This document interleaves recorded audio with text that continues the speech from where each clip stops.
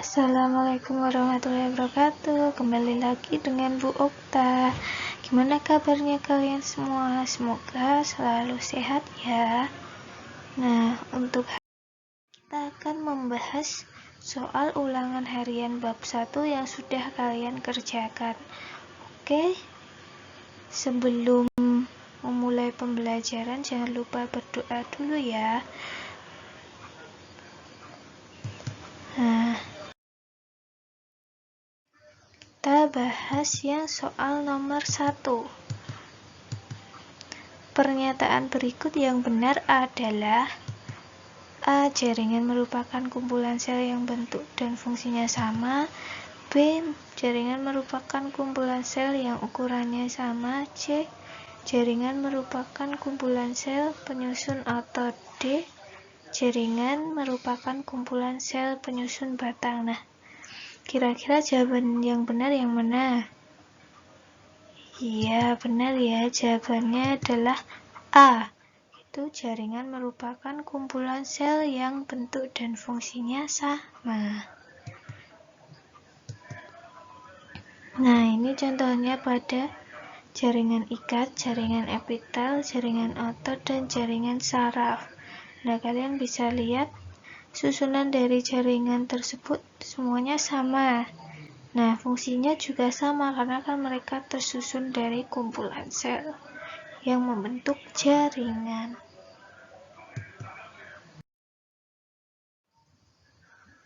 Oke, lanjutnya nomor 2. Perhatikan bagian-bagian berikut. 1. Vakuola. 2. Dinding sel. 3. Nukleus. 4. Plastida. 5. Kloroplas. 6. Sentriol. Bagian-bagian yang dimiliki oleh sel tumbuhan ditunjukkan oleh nomor. Pasti kalian tahu dong yang mana yang punya tumbuhan, yang mana yang punya hewan. Oke, jadi jawabannya yang apa? B ya. Jadi pada tumbuhan itu memiliki vakuola, kemudian ada dinding sel, kemudian ada plastida dan kloroplas. Nah, berikut gambar dari sel tumbuhan. Kita cari yang pertama, vakuola. Benar, ada vakuola. Kemudian dinding sel. Oh, dinding sel di bawah. Itu kloroplas. Kemudian plastida. Plastida itu berada di dalam kloroplas, jadi tidak terlihat ya.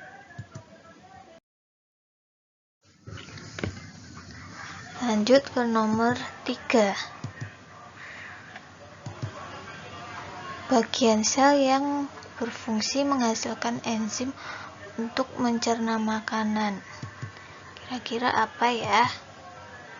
A. Sentrosom. B. Lisosom. C. Vakuola. D. Badan Golgi. Nah, jawabannya yang lisosom. Nah, kalau sentrosom itu fungsinya sebagai tempat menggantungnya kromosom saat pembelahan. Kemudian ada vakuola. Vakuola itu sebagai tempat penyimpanan makanan dan mengeluarkan sisa metabolisme. Dan ada badan Golgi, itu proses ekskresi sel. Nah, ini adalah gambar sel hewan. Kita cari. Nah, ini bagian sentrosom. Dan ada lisosom. Nah, ada badan Golgi. Vakuola itu ada di sel tumbuhan ya. Oke, lanjut lagi ke nomor 4. Perhatikan fungsi jaringan hewan berikut. 1. Lapisan pelindung bagian bawahnya. 2. Penerima rangsang, misalnya epitel. 3. Sebagai kelenjar penghasil enzim, misal pada saluran pencernaan. Fungsi di atas dimiliki oleh jaringan: A. Saraf. B. Epitel. C. Penyokong. D. Otot. Kira-kira apa jawabannya? Yang menerima rangsang. Jawabannya ada B, yaitu jaringan epitel. Lapisan pelindung bagian bawah menerima rangsang. Nah, itu udah ada petunjuknya, epitel contohnya. Nah, ini ada tipe-tipe dari epitel.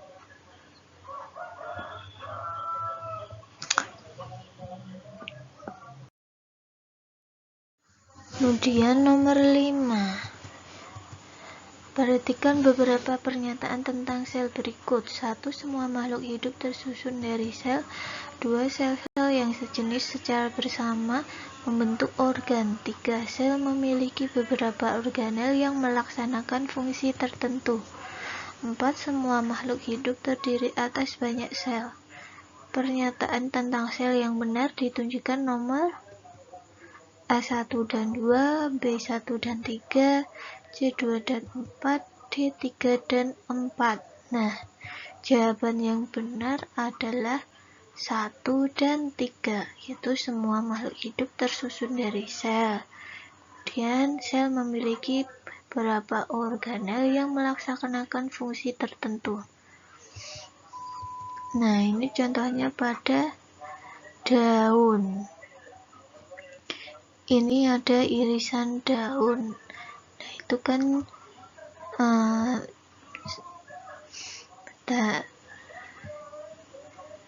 ini yang paling atas ini kan susunan selnya sama. Ini disebut epidermis atas. Ini juga memiliki fungsi tertentu. Beda dengan terus di bawahnya ada jaringan palisade. Ini juga susunan selnya sama. Ini juga punya fungsi tertentu, beda dengan epidermis. Nah, begitu seterusnya ya. Lanjut ke 6. Organel yang hanya dimiliki oleh sel tumbuhan dan tidak dimiliki oleh sel hewan adalah kloroplas dan vakuola, B. mitokondria dan ribosom, C. ribosom dan kloroplas, D. vakuola dan mitokondria. Tadi di awal udah disebutkan ya, kalau sel hewan itu ada apa aja, sel pada tumbuhan itu ada apa aja. Jadi jawabannya yang A, kloroplas dan vakuola. Nah, ini tadi, ini bagian vakuola.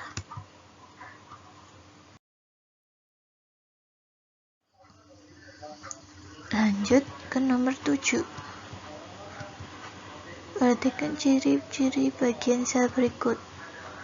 Berupa saluran halus dalam sitoplasma. 2. Dibatasi oleh sistem membran. 3. Berperan dalam sistem pengangkutan pada sintesis protein. Nah, bagian sel yang dimaksud adalah A. Lisosom, B. ribosom, C. badan Golgi, D. retikulum endoplasma. Kira-kira apa? Jadi jawabannya adalah yang B, ribosom. Nah, kalian coba perhatikan gambar di sini. Nah, ini kalau ribosom apabila diperkecil seperti ini ya di gambar sel hewan. Nah, ini kalau diperbesar bentuknya seperti ini. Nah, ini sitoplasma kan ini. Nah, dia ribosom berada di dalam sitoplasma. Salurannya halus. Nah, ini terlihat kan kecil-kecil jadi terlihat halus. Nah, kalau diperbesar dia dibatasi oleh membran. Nah, ini bisa lihat ada ribosom subunit kecil dan subunit yang besar. Nah, ini dibatasi oleh mRNA. Nah, ini berperan dalam sistem pengangkutan pada sintesis protein. Oke, lanjut. Nomor 8. Badan Golgi berfungsi sebagai tempat menggantungnya kromosom saat pembelahan, B. menghasilkan enzim, C. tempat menyimpan makanan di proses ekskresi sel. Jawabannya yang D. Tadi kan di awal Damis Ibu jelaskan fungsi dari beberapa sel pada hewan. Nah, gimana proses ekskresi pada badan Golgi? Berikut ada video. Nah, ini Ibu jelaskan bagaimana badan Golgi melaksanakan fungsinya. Nah, ini vesikel yang setelah disekresi di luar tubuh ini akan bergabung dengan insulin. Nah, ini pada pengobatan diabetes mellitus. Nah, ini kemudian kemudian melepaskan glukosa. Nah, ini kemudian glukosa disebar di seluruh tubuh. Nah, disebarkan di pankreas, di kapiler. Nah, ini masuk di pankreas. Ada badan Golgi. Nah, yang hijau ini badan Golgi. Nah, badan Golgi ini kemudian akan mentransfer vesikel ke masing-masing yang tadi udah disekresi sebelumnya, vesikel di luar tubuh tadi. Ini bergabung. Nah, ketika bergabung, ini glukosa dilepas. Jadi setelah mereka bergabung, glukosa dilepas, disebarkan ke seluruh tubuh. Nah, ini disebarkan ke kapiler darah. Nah, ini insulinnya. Terbentuklah insulin.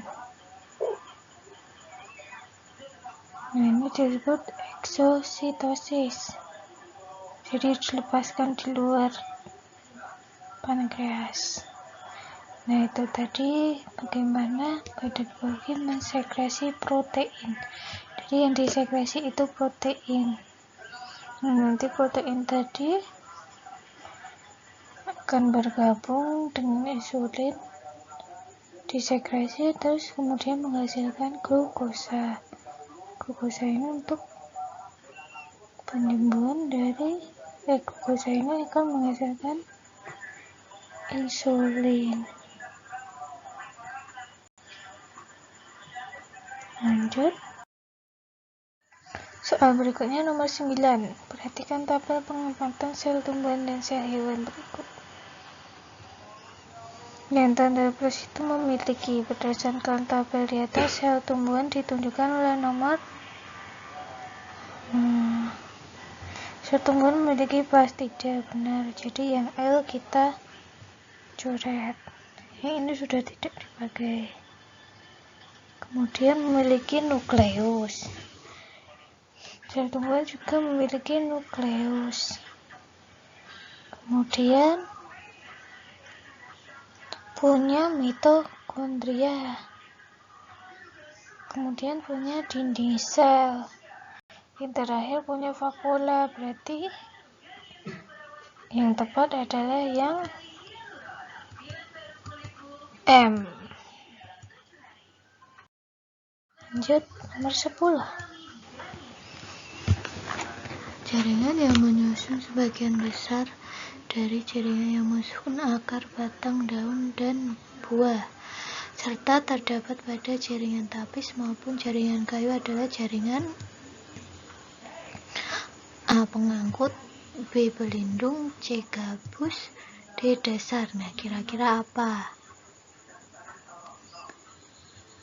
Jadi jawabannya yang A. Pengangkut. Nah, jaringan pelindung itu disebut juga dengan jaringan epidermis. Kemudian yang jaringan dasar itu disebut dengan jaringan parenkim. Nah, ini di parenkim itu ada palisade. Palisade fungsinya untuk fotosintesis. Kemudian ada spons. Spons juga sama. Tapi di spons itu terdapat palisade yang sudah mati, jaringan palisade atau parenkim yang sudah mati. Nah, ini jaringan gabus itu sama aja jaringan spons. Nah, untuk lebih jelasnya kita lihat gambar berikut ini. Nah, untuk lebih jelasnya kita lihat gambar berikut ini. Nah, ini yang pertama ada jaringan pengangkut, itu terdiri dari xilem dan floem. Kemudian ada jaringan dasar atau parenkim. Ini ada palisade yaitu untuk fotosintesis. Kemudian ada jaringan epidermis. Nah, ini ada dua, epidermis atas dan bawah. Fungsinya sama, untuk melindungi jaringan yang ada di bawahnya atau di atasnya. Kemudian ada jaringan gabus atau spons berisi parenkim yang sudah mati. Nomor 11. Fungsi organ pada tumbuhan berikut sebagai berikut.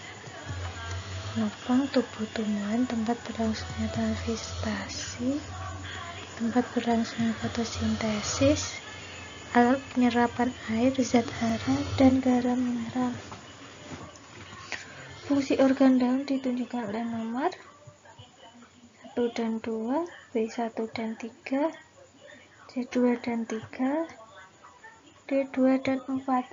Jawabannya yang C2 dan 3. Lanjut ke nomor 12. Proses keluar masuknya udara untuk kepentingan dan pembongkaran energi yang diperlukan oleh tumbuhan dikenal dengan sebutan yang mana? Yaitu sistem organ pernapasan.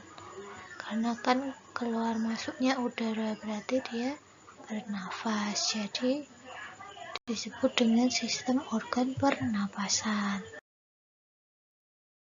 Lanjut nomor 13. Fungsi sistem organ dalam tubuh manusia sebagai berikut. 1. Memberi bentuk tubuh. 2. Memberi perlindungan terhadap organ tubuh yang lunak. 3. Menghasilkan hormon pertumbuhan. 4. Merespon rangsang dari lingkungan. Fungsi sistem rangka ditunjukkan oleh nomor yang mana kira-kira? A1 dan 2, memberi bentuk tubuh dan memberi perlindungan terhadap organ tubuh yang lunak. Nah, ini gambar dari rangka. Nah, udah jelas kan, untuk memberi bentuk tubuh dan memberi perlindungan. Bisa aku jelaskan. Nih, di bagian ini tulang rusuk untuk melindungi paru-paru, kemudian di sini untuk melindungi otak, kemudian bagian sini untuk melindungi organ reproduksi. Nah, ini untuk gerak ya, atau memberi bentuk tubuh juga.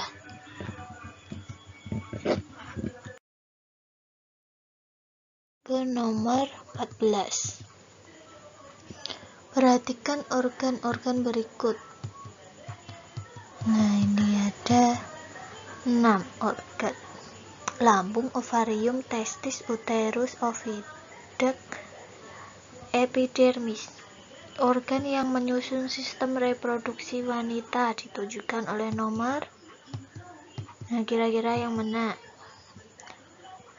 Jawabannya yang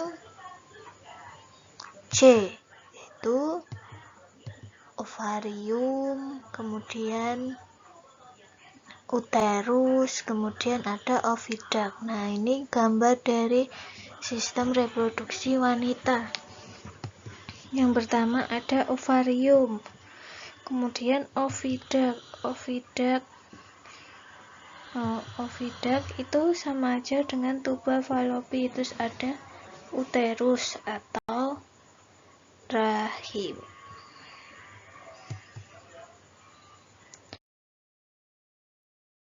Lanjut soal nomor 15.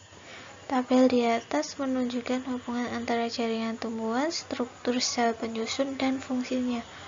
Hubungan yang tepat ditunjukkan oleh nomor.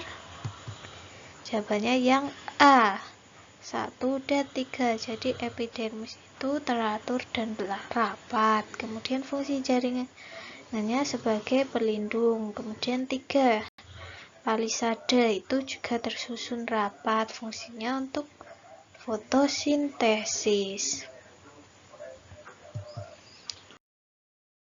Nomor 16. Organ yang menyusun sistem transportasi berarti berhubungan dengan apa? Darah ya, karena kan darah yang disebarkan ke seluruh tubuh. Berarti yang mengedarkan siapa? Itu yang B, jantung, pembuluh darah, dan nadi. Mereka bertiga ini disebut dengan organ yang menyusun sistem transportasi. Lanjut di nomor 17. Jika organ hati mengalami kerusakan akan mengakibatkan gangguan pada A, sistem pencernaan dan sistem ekskresi, B, sistem ekskresi dan sistem reproduksi, C, sistem hormon dan sistem indera, D, sistem hormon dan sistem pernapasan. Sebelumnya yang B dulu, itu sistem ekskresi bisa ya, pengeluaran ya sisa. Nah, kalau sistem reproduksi itu kan udah ada sendiri, itu pada sistem reproduksi wanita dan laki-laki, ada vagina dan testis. Kemudian hormon dan sistem indera. Kalau hormon itu kan ada sendiri, kemudian sistem indera nggak mungkin hati ya, karena kan sistem indera kita ada macam-macam dan tidak termasuk hati. Kemudian yang pernapasan itu juga nggak mungkin, karena kan kita bernapas menggunakan paru-paru, jadi hati tidak berpengaruh dalam sistem pernapasan. Jadi jawabannya yang A, itu mengganggu sistem pencernaan dan sistem ekskresi. Kalau di sistem pencernaan, hati sebagai menawarkan racun. Kemudian ekskresi, pembuangan sisa, itu kan benar. Hati itu akan masuk ke bagian urin nanti. Nomor 18. Di dalam tubuh tumbuhan terdapat sistem transpirasi yang berfungsi untuk transpirasi itu berarti mengeluarkan. Berarti yang B, mengeluarkan kelebihan air dalam bentuk uap air.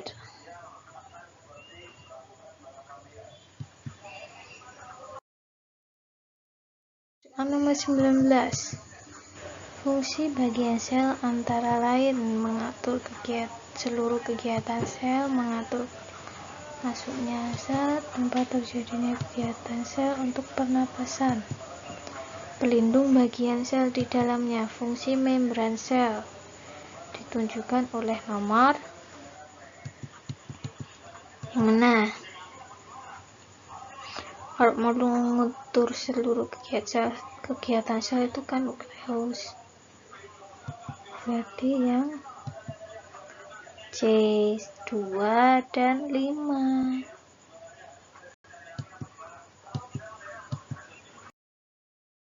Nomor 20, sistem organ yang penyusunnya berupa otak dan sumsum tulang belakang adalah A. Sistem saraf, B. Sistem gerak,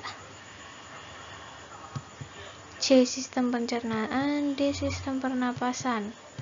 Jawabannya yang A. Sistem saraf.